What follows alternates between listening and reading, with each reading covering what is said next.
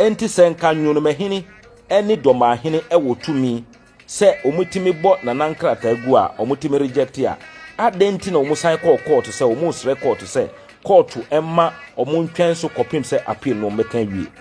na Nwonome eba da ben Nwonome ye be chitire sampa na Nwonome na mo wo he da ben na Nwonome ba ya wo no be ye ebunu ni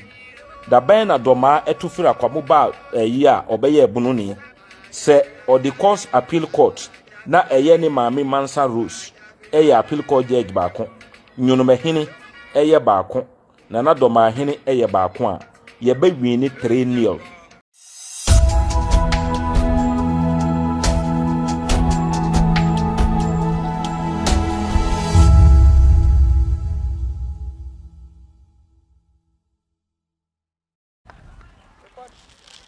Medafo nche bia na court share say yera Samgba Gyafla ya oye sampa manhene Bono Regional House of Chiefs wo mo hwe na mo Gazette no na mo fa no ko national na asemi beto dwa no na ye hwe ni mu senka Bono Regional House of Chiefs na court wa hye no ombe no sa pepepe nanso so aye hwe buada free court ebu asem no bepem se me no kase ye nte ho hwe ADUMASA yera Samgba Gyafla ne personal assistant or say this year po or the same bia to dwa wakasa de achimu e de ache say yera Samgba Gyafla say Bono Regional House of Chiefs say omon Gazette no a ono de oni court bia kobiem asem yunti ene youth activist baako ya Kumase oka asante a no abere no wapai ne kokoko no ono so ese ene wonti ase mini kwaku bedi akobedwetwe nkomo na ye wonsem ti yentinsim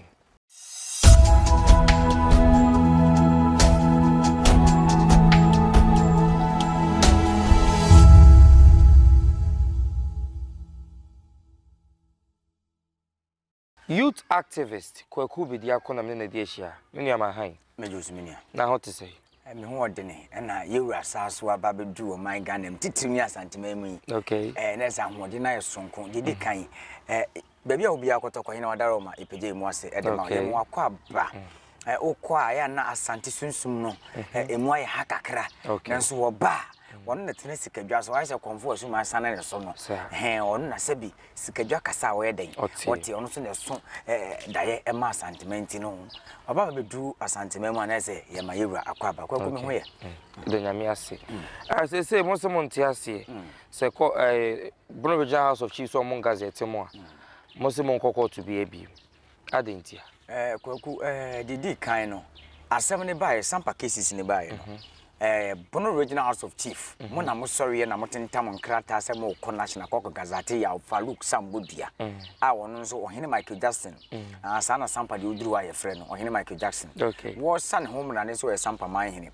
na asem no du ni mo se mo ntia asem mo peda asem ba menhia fikasiem sante hene sabi won hwe bibia akwa de ahene ama obi hwe abusua du ya wo ugina hoi umfa obi re wo se fata se wotena konya so bu o man ye ye de ama ye hwehwe mu no akonya no mmehu mpo na wabe dai wabedi bi enipa miensa pe entafo bi na omutawia na di ade na ye dai ye onka ho bi eno nkoda nchen ya ba besuan wo manhia wie ma solid asem no afiri manhia sa ba court se santehene akinchim mu nsa age ade a eyemo nananam dia ama obi a enye ne dia what ya see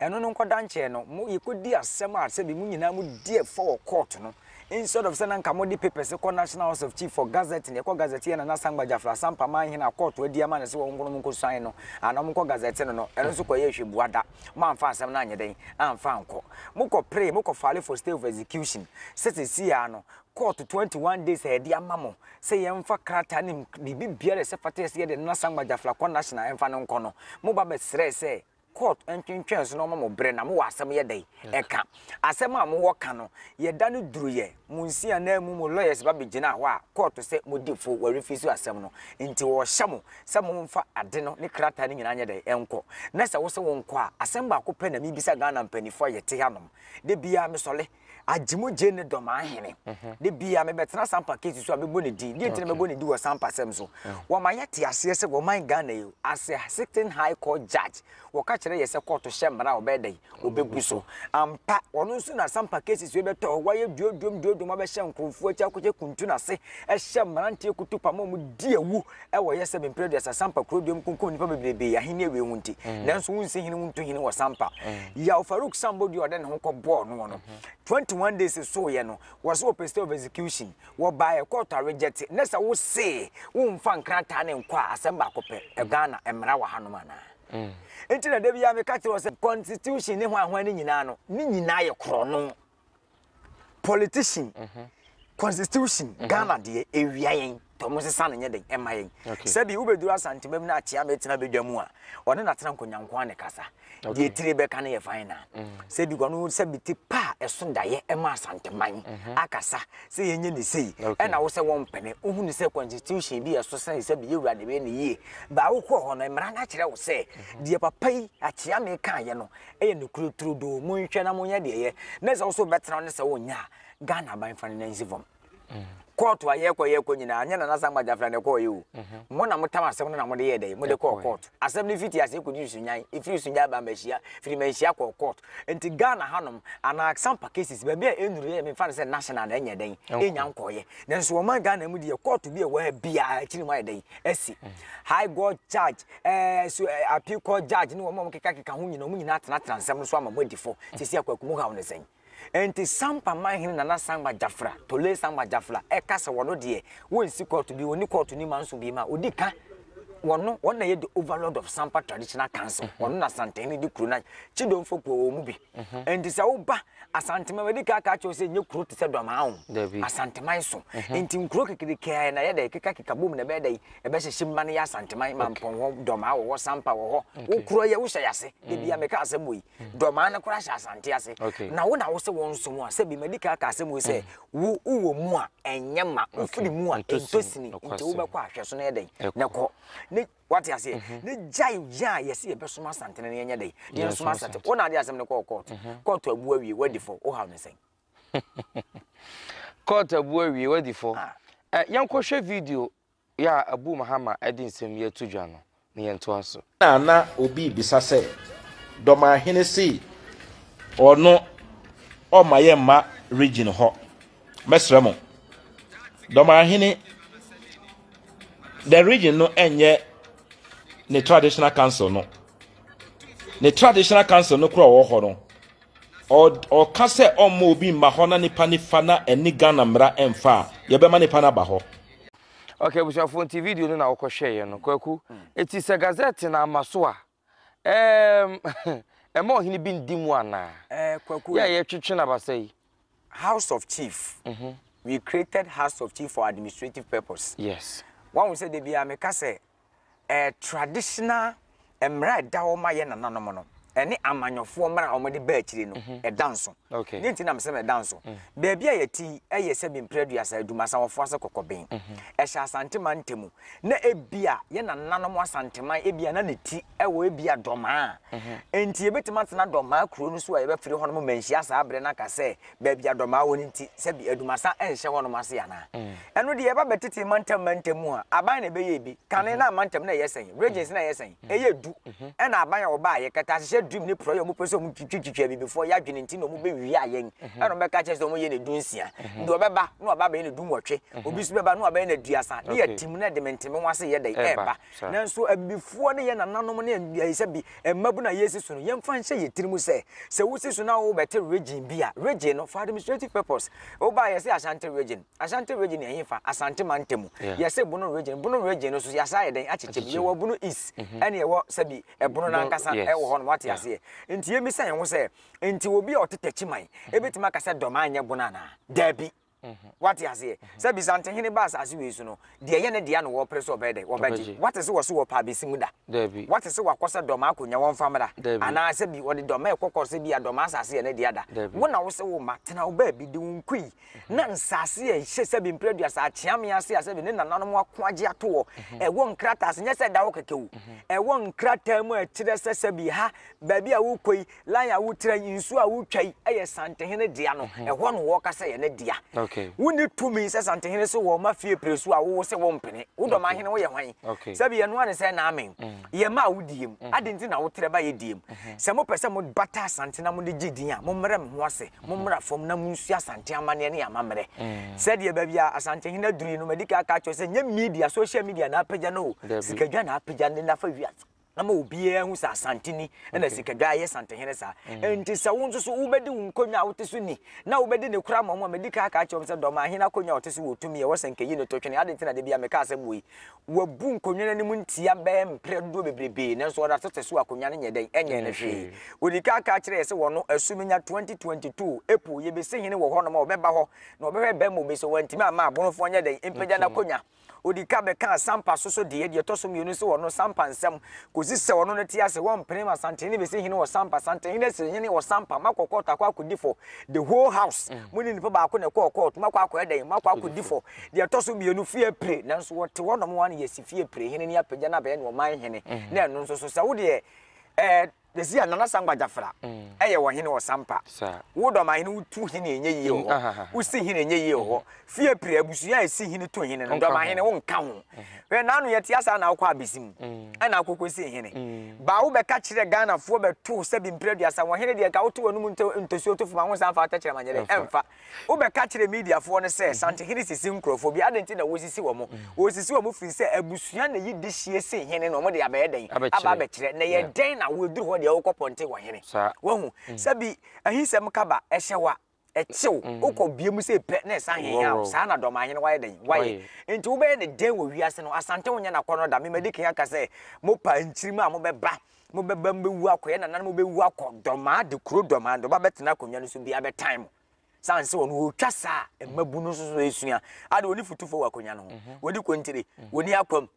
woni bonkum ni nifa woni wo ba apani a wote wonom edi asem no mu nyina aka akire no yo de ne pe na ye niema bi ehu no de tonkrofo bi so ye se Dormaa de hye omugo bebrebe no ho aka na de bia me ka asem wo se wo tako na Dormaahene no wo ye bebi a wo ye asem chiro ni na wote wono ma wo hene na wo ye sa na tako no Dormaa kuro no nya no omu nyina na ne ye pe o ye wo nkrofo ye te yanom ana mo se sebi mpredua sade a emfa asante ho ye wura private life o live kura no mpo no wotimi tam no da kwa dey wode akosi ne krom no mu de hu nkomo ene ye private jet ye wura to ena car wato ena memi ntobi nanso wo bodwa wura nkrofo kokoko no mo menken fom no mo board fuom ekwohye wo mo ane wafuo dore srade a ye ba ye se wo utua sei ekwojejejeje ede nkrofo ko gina akwa ho ye video ebegigi hu sika nyina sika ne de aye de wodoma